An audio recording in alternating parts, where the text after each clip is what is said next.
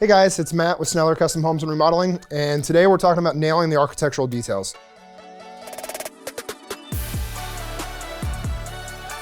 We are given a beautiful set of plans by the architect. One of the details in this home were these truss-style reclaimed wood beams. We've got to figure out how to make that work and how to make it beautiful. I don't know if any of y'all have ever walked into a room and you see a beautiful wood beam and the can lights are off-centered or they don't line up with each other. To me, it just drives me crazy. And so we figured that all out ahead of time. And so in this case, we had to actually create a separate pocket for this can light so that it didn't line up in the middle of the rafter here. We also had to make sure that our speaker lined up with the can lights. And so those are all centered between the beams, and we nail all those details so that when it's all said and done, you walk in here and you can really enjoy the beauty of that natural wood beam and not be distracted by things being off-centered. Another architectural detail that we often get asked to figure out is window coverings. And so in this particular project, we have a lot of motorized shades.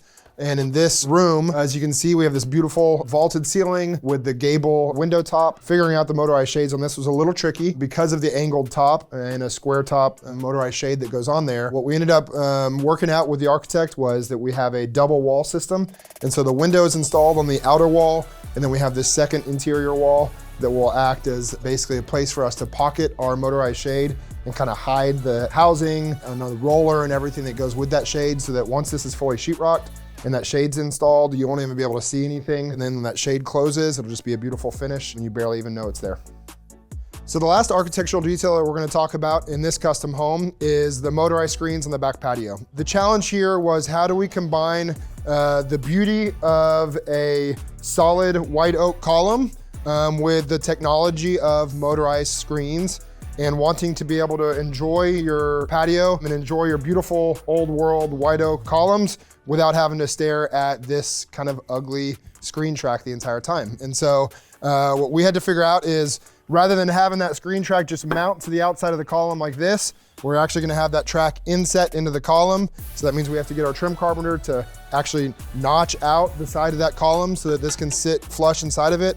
It also means that we had to figure out how to get this housing up along the top of the beam up there and hidden away to where, again, when they're out here and enjoying their patio, they're not staring at a bunch of metal pieces and all of this technology. They're looking at the beauty of the wood and being able to enjoy that technology whenever they want to. So you can have the best architectural plans in the world from a great designer or architect, but the bottom line is, if you don't have a builder that has that collaborative approach, that wants to sit down and figure out all these details and execute to a higher standard, then you're not gonna nail those details the way that we've talked about today.